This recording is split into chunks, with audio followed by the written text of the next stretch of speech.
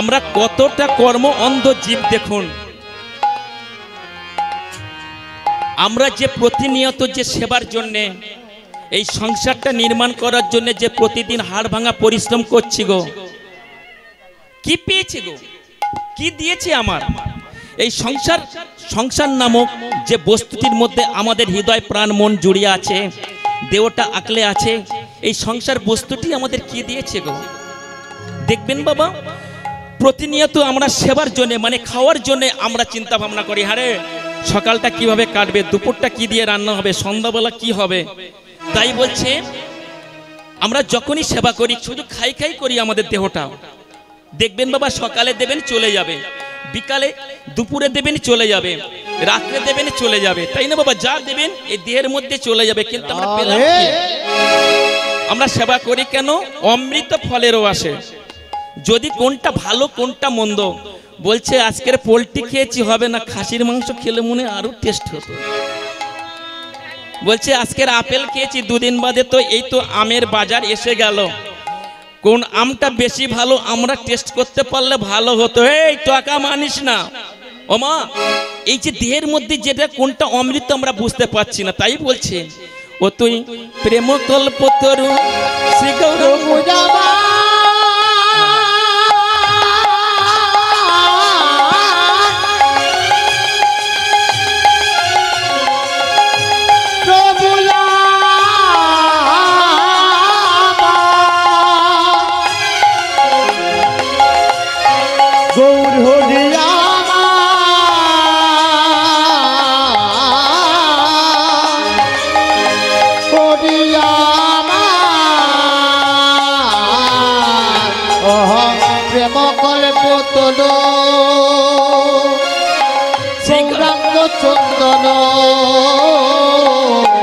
তাহারে ভাবিলি বিষে রে তোরা, তাহারে ভাবিলি বিষে।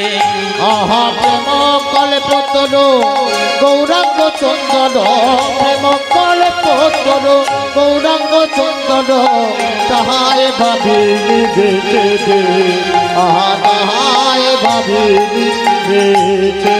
ও তুই সুগন্ধির আসে পলাশ শুকিলি, আর শুকিল আছে রাতে পলাশ বিলে, নাসাতে পড়িল কিটে গো তোদের, নাসাতে পড়িল কিটে। শুকমের আছে পলাশ দিলে, নাচাতে দিল মনি আছে, নাচাতে দিয়াছে। ওমা, পলাশ ফুল দেখেছেন? পলাশ ফুল দেখতে কিন্তু খুব সুন্দর, কিন্তু আমাদের মতো মানুষ কি করি গো, আমাদের মতো জীব কি করি? পলাশ ফুলকে দেখতে এত সুন্দর মনে করছি ওর কত সুন্দর সেন্ট হবে, কত সুন্দর গন্ধ হবে, সুগন্ধি হবে। তাই পলাশ ফুলটিকে ছিঁড়ে নিয়ে যখন আমরা নাকে দিলাম, নাকটাকে গন্ধ উপভোগ করতে চাইলাম, পলাশ ফুলের মধ্যে যে পোকা ছিল আমাদের নাকের মধ্যে প্রবেশ করলো, নাসার মধ্যে প্রবেশ করলো।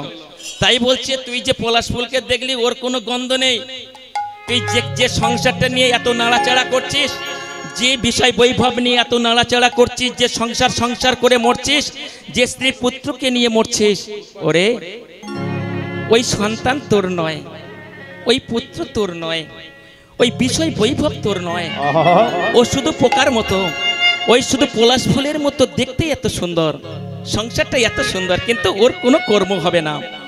আবার কি বলছে গো বৈষ্ণব কবি, আবার কি বলছে? ও তুই ইকুদণ্ড ভেবে কাষ্ট যে চিবাইলি, ইকুদণ্ড ভেবে কাষ্ট যে চিবাইলি, ইকুদণ্ড ভেবে কাষ্ট যে চিবাইলি, ইকুদণ্ড ভেবে কাষ্ট যে চিবাইলি, কেমনে পাইবি মিঠে রে তোরা, কেমনে পাইবি মিঠে।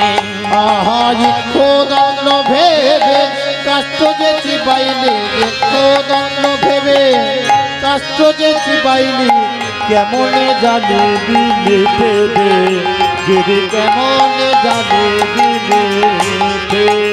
ও মা, বুঝতে পারছেন তো ইকু মানে কি? আখ। আখ আখ যদি ভেবে যদি আমরা আখের মতো একটা সাইজের কাঠকে যদি আমরা চিবাতে থাকি, আমরা মিষ্টি পাবো? পাবো গো? পাবো না। তাই বলছে তুই যদি ইকুর দণ্ড ভেবে যদি কাষ্ট চিবাস, তুই আসলকে ভুলে গিয়ে আমার গৌর গোবিন্দকে ভুলে গিয়ে আমার রাধা কৃষ্ণকে ভুলে গিয়ে যদি তোর ছেলেকে নিয়ে আগলে থাকিস, তোর নাতি নাতনিকে নিয়ে যদি আগলে থাকিস, তাহলে তুই মিষ্টি পাবি কোথায়, সুস্বাদু পাবি কোথায়? তুই তো অসার বস্তুর উপরে ছুটতে ছুটতে চলেছিস, তুই কোথায় পাবি? ওরে ফিরে আয়। তাই আবার কি বলছে গো বৈষ্ণব কবি, ও তুই হার বলিয়া গলাতে পড়িলি সমর কিঙ্কর সাপ, তুমি হার বলিয়া গলাতে পড়িলি সমর করিয়তা, ও তুই হার বলিয়া গলাতে পড়িলি সমর কিঙ্কর সাপ, আরে হার বলিয়া গলাতে পড়িলি সমর করিয়তা, ও তুই শীতল বলিয়া ওরে দিবি রে, হরি বল হরি বল হরি বল।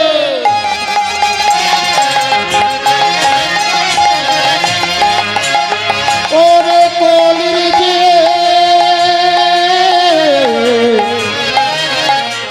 দিবি রে,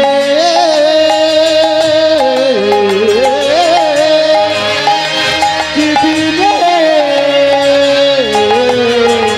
ও তুই শিকল বলিয়া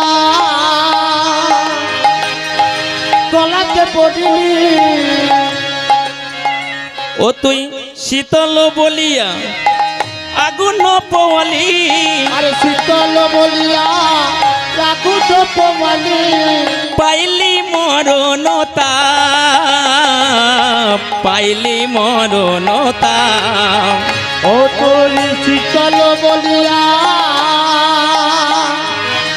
রাখুত পমালি, পাইলি মন তা, পাইলি মন তা, ও তুই সংসারে মজিলি শ্রী গৌরাঙ্গ না ভজলি, না শুনিলি সাধু কথা, ও তুই সংসারে মজিলি গৌরাঙ্গ না ভজিলি, না শুনিলি সাধু কথা।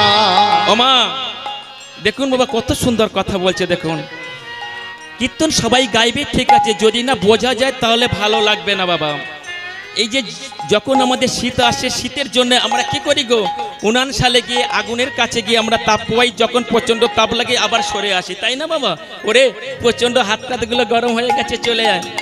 তাই বলছে তুই শীতল বলিয়া আগুন পোয়ালি, পাইলি মরণ তাপ। আবার কি বলছে গো, অতি সংসারে মজিলি শ্রী গৌরাঙ্গ না ভজিলি, না শুনিলি সাধু কথা। আমরা তো মজেছি কোথায় গো, সংসার সংসার করে এখানে মজে গেছি গো।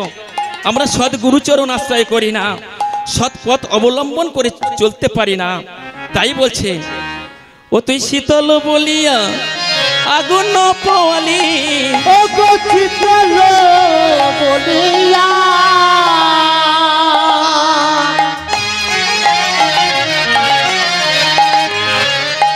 রাখুত পমাইলে,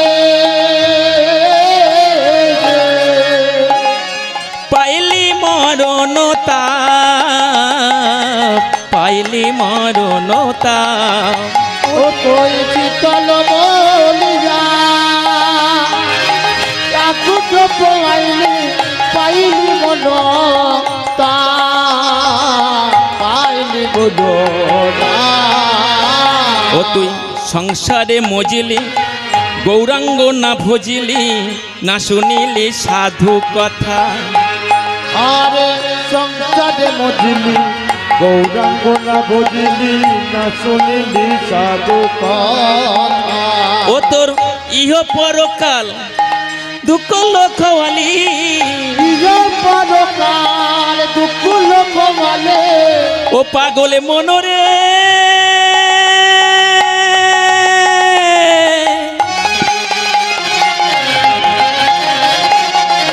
ওরে পাগল গো,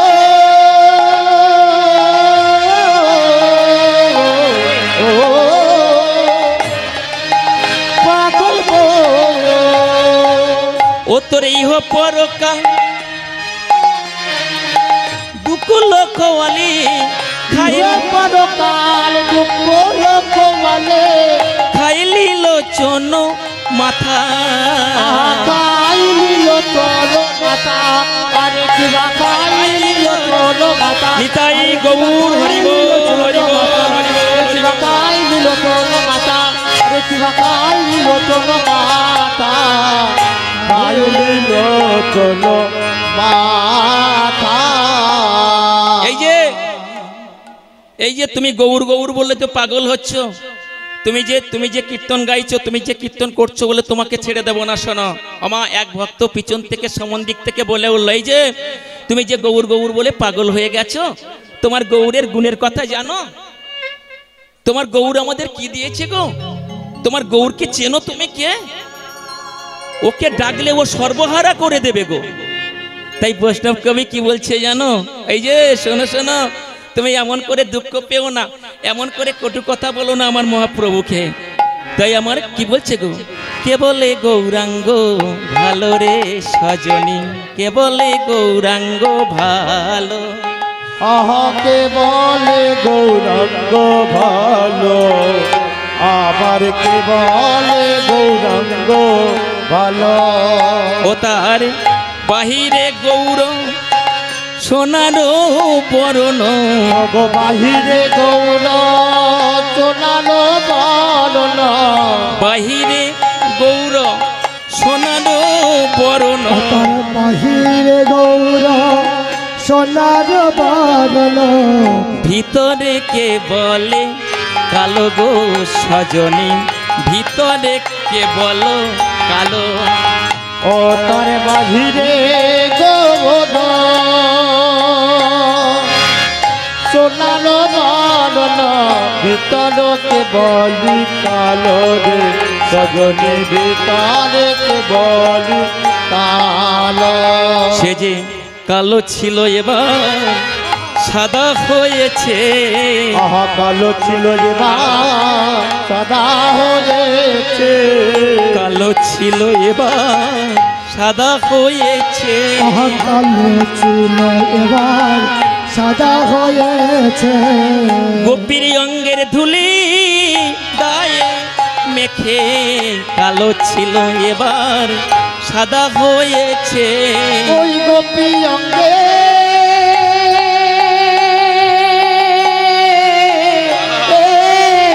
হরি বল হরি বল হরি বল। অঙ্গের দোলা দেখে আমার কালো ছিল এবার সাদা হয়েছে।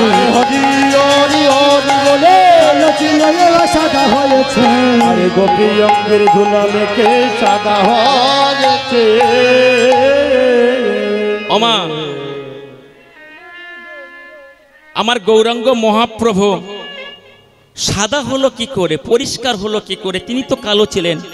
সত্য যুগে সত্যনারায়ণ, ত্রেতা যুগে রাম, দাপরেতে ভগবান কৃষ্ণচন্দ্র, কিন্তু কলিতে গৌর রূপে অবতীর্ণ হলেন কি করে? আরে আমার কৃষ্ণ কেমন করে সাদা হলো? একটু বলি বাবা, শুনে নিন কেন আমার কৃষ্ণ সাদা হয়েছে, কেন গৌর রূপে অবতীর্ণ হলেন। আমা, ভগবান কৃষ্ণচন্দ্র যখন দ্বারকার রাজসিংহাসনে বসলেন, রুক্মিণী সত্যভামা ছিলেন পাটরানী। ওনার 16,108টা স্ত্রী ছিল ভগবান কৃষ্ণচন্দ্রের। তার মধ্যে 8 জন ছিলেন পাটরানী। সবথেকে বেশি ভালোবাসতেন রুক্মিণীকে। রুক্মিণী আর সত্যভামা সবসময় মনে করতেন আমরা ঠাকুরের সবথেকে বড় ভক্ত। আরেকজন বেশি করে ভাবতেন, সেটা হলো কে? দেবর্ষি নারদ। বলছে যার জন্য আমি সংসার করলাম না, যার জন্য আমি কোনো ঘর বাঁধলাম না, দিবানিশি আমার এই বিনা দিয়ে আমি ভগবানের নাম গুণগান গাইতে গাইতে পথ চলি, তাহলে আমার মতো বড় ভক্ত আর কে আছে? ভগবান কৃষ্ণচন্দ্র মনে মনে ভাবছে, ওরে ত্রিভুবনের মানুষ আমাকে সবাই দর্পহারী মধুসূদন বলে, আর আমার ঘরে যদি সেই রোগ বাস করে তাহলে তো পৃথিবীর মানুষ, পৃথিবীর জীব আমাকে কেউ দর্পহারী মধুসূদন বলবে না। তাই তিনি কি করলেন? ছলনার আশ্রয় নিলেন। একদিন সকালবেলা ঘুম থেকে না উঠে, শয্যা পরিত্যাগ না করে ওমা বিছানায় পতিত হয়ে আছেন। সত্যভামা দেখছে, আরে পূব গগনে কত বেলা হয়ে গেছে, এখনো ঠাকুর উঠছে না কেন? ও ঠাকুর, ঠাকুরের গৃহেতে গিয়ে ডাকছে, ও ঠাকুর, আরে তুমি তুমি লক্ষ্য করেছো সময়ের দিকে কত বেলা হয়ে গেছে? সত্যভামা ছলনার আশ্রয় নিয়ে ভগবান কৃষ্ণচন্দ্র কি বলছে শুনুন। সত্যভামা, ও সত্যভামা, তুমি তো জানো না আমি আজকে সারা নিশি ঘুমাতে পারিনি। আমার যে অসহ্য শিরোপীড়া করছে গো, আমি যে আর সইতে পারছি না। কি বলছো ঠাকুর, কি বলছো তুমি? তোমার যে শিরোপীড়া হয়েছে তুমি আগে বলোনি কেন? মথুরাতে কি বৈদ্য কবিরাজের অভাব আছে গো, ডাক্তারের অভাব আছে? তুমি অপেক্ষা করো, আমি এক্ষুনি যাচ্ছি। সত্যভামা, সত্যভামা হাতড়ে ধরেছেন। সত্যভামা শোনো শোনো শোনো, এদিকে এসে তুমি বৈদ্য কবিরাজকে দেখো না। এই যে বৈদ্য কবিরাজের কাজ না গো, তাহলে তুমি যন্ত্রণায় ছটফট করবে, তুমি এমন করে শয্যায় পতিত হয়ে থাকবে। আমি তোমার স্ত্রী হয়ে আমি কেমন করে সইব বলো, বলো না সত্যভামা, বলো না। সত্যভামা, এই রোগ ওই বৈদ্য কবিরাজ ছাড়াতে পারবে না। সত্যভামা, তোমাকে একটা কথা বলবো, বলো না কি বলতে চাইছো, তারা তোরা করে বলো। তোমাকে আমার যে সইতে পারছি না তোমার যন্ত্রণা দিকে, বলো না। তুমি তো সব সময় বলো তুমি যে আমার বড় ভক্ত, বলো তো। হ্যাঁ, আমি তোমার বড় ভক্ত। তো তাহলে আমার এই শিরোপীড়া একমাত্র কারণে সারবে যদি কোনো ভক্ত তার পদরজ আমার মস্তকে দেয়।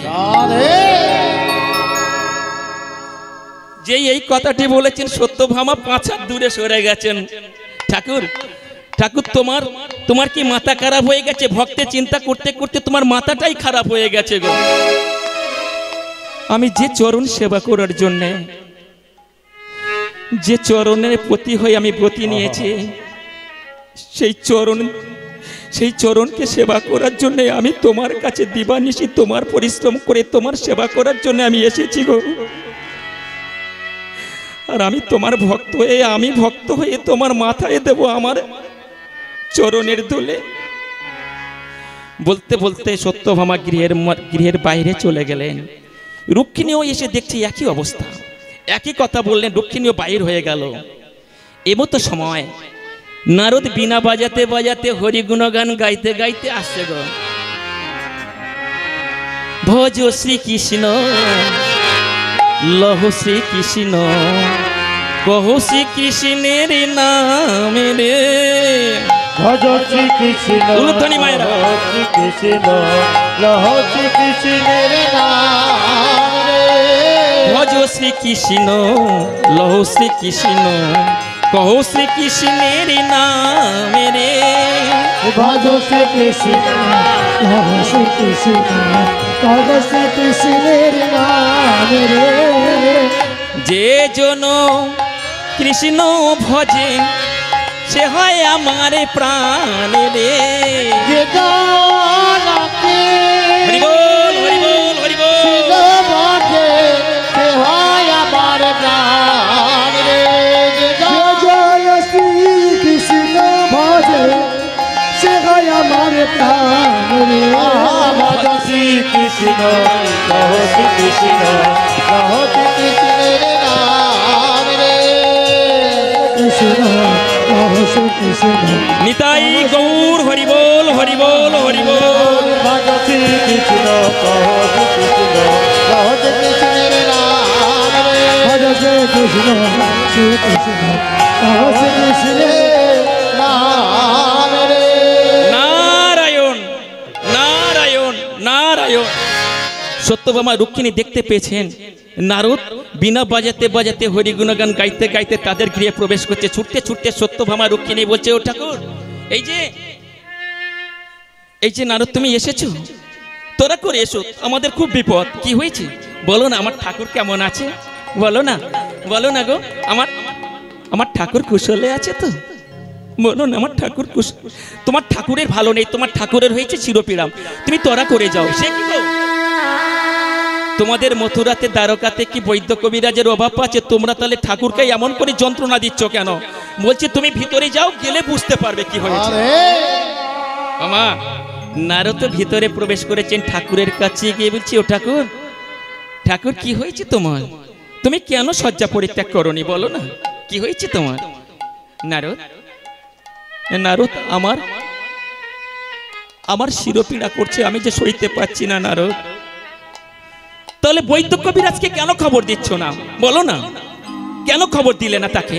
নারদ, এটা বৈদ্য কবিরাজের কাজ নয়। শোনো নারদ, তুমি তো আমার বড় ভক্ত, তুমি তো অহংকার করে বলো যে আমি দিবানিশি ভগবানের গুণগান করে। ও নারদ, নারদ, তোমার চরণধুলি আমার একটু মস্তকে দেবে?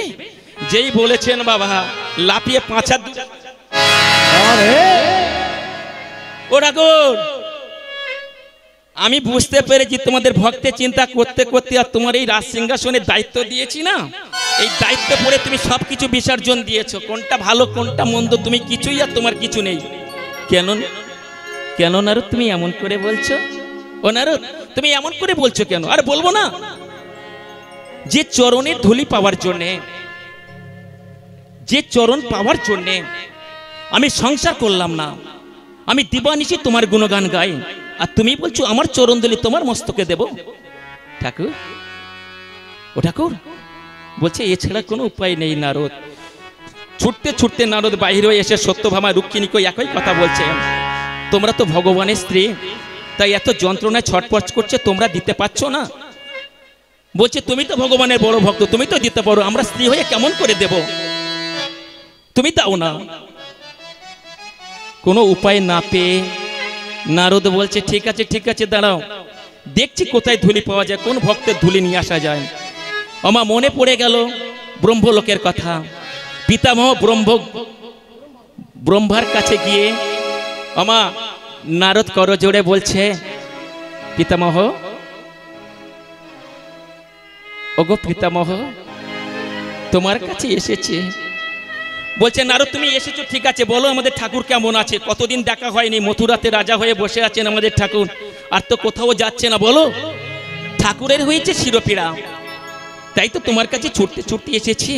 ওগো পিতামহ, তুমি যদি ভগবানের চরণধুলি একটু, তোমার চরণধুলি যদি একটু দিতে, তাহলে তাহলে তোমার ভগবানের শিরোপীড়াটা সেরে যেতাম। এই কথাটি যেই বলেছেন ব্রহ্মা চতুর্বদনে চোখ বড় বড় করতে করতে চিৎকার করে দূর হয়ে যায়, দূর হয়ে যায়। বলো না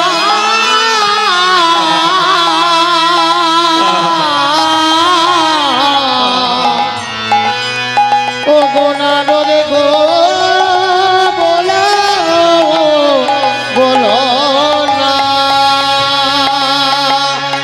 বলো না, বলো না, বলো না, আমি তো পারবো না চরণ গুলো দিতে, বলো না, বলো না,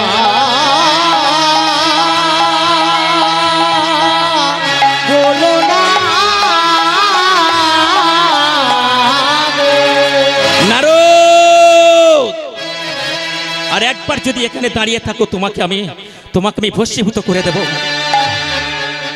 নারদ ভয়তে কাঁপতে কাঁপতে ব্রহ্মার কাছ থেকে বিদায় নিয়ে, ওমা মনে পড়ে গেল নারদের যে বড় ভক্ত হলো, পরম বৈষ্ণব হলো দেবাদিদেব মহাদেব, তিনি মামার কাছে ছুটতে ছুটতে চলে গেছেন। মামা নারদকে দেখে বলছে, এই যে ও লাগানে ভাগানে ভাগ্নে, এদিকে এসো, এদিকে এসো। কি ব্যাপার, তুমি এই অসময়তে এখানে এসেছো, কি ব্যাপার তোমার? বলছে নারদ, বলো না কি হয়েছে তোমার, বলো। ও নারদ, বলো না কি ব্যাপার তুমি এখানে?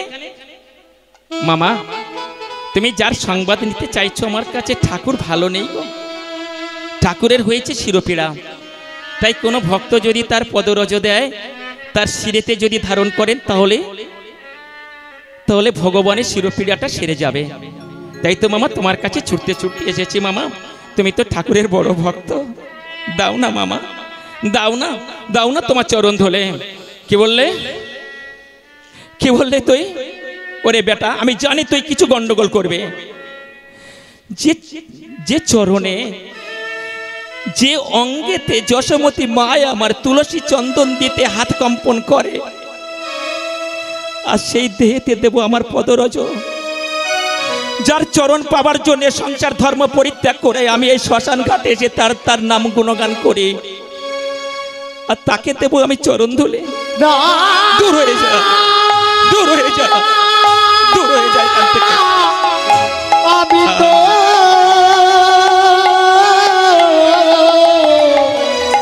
আমি তো দেব না ভগবানের চরণ ধোলা। নারদ কোনো উপায় না পেয়ে ওমা দেবাদিদেব মহাদেবের কাছ থেকে পরিত্রাণ হয়ে মনে মনে ভাবছে কোথায় গেলে আমার গোবিন্দের ভক্ত পাবো। মনে পড়ে গেল বৃন্দাবনের কথা, মনে পড়ে গেল ব্রজগোপীর কথা। বলছে কতদিন তো ভগবান কৃষ্ণচন্দ্রকে ওরা দেখেনি, যদি এই কথাটা শোনে ব্রজবাসীগণ ব্রজসখীগণ তাহলে ওরা পাগল হয়ে যাবে। তাই তিনি বিনা বাজাতে বাজাতে যখন বৃন্দাবনে প্রবেশ করেছেন, তুমি নির্মল করো মঙ্গল করে মলিন মরে মোছায়ে। নির্মল করো মঙ্গল করে মলিন মরে মোছায়ে। তুমি নির্মল করো মঙ্গল করে মলিন মরে মোছায়ে। তুমি নির্মল করো মঙ্গল করে মলিন মরে মোছায়ে। তব পূর্ণ কিরণ দিয়ে যাব মহাকালী মা গোচারে মলিন মরে মোছায়ে। দয়াময় মঙ্গল করে মলিন মরে মোছায়ে। আছো অললয়া নিলে চিরনব নিলে বোধন চলিলে গাহনে। আছো অললয়া নিলে চিরনব নিলে বোধন চলিলে গাহনে। আছো বিটপিলতার জল বেরোগায় বিটপিলতার জল বেরোগায়। সচিকার আমি করণি বচল বাজিয়া আধারে নদী গাদিয়া। আমি দেখি নাই কিছু বলি নাই কিছু দেখাও হে নেতারে বোঝায়ে। মলিন মরে মোছায়ে। নির্মল করো মঙ্গল করে মলিন মরে মোছায়ে। তুমি নির্মল করো মঙ্গল করে মলিন মরে মোছায়ে।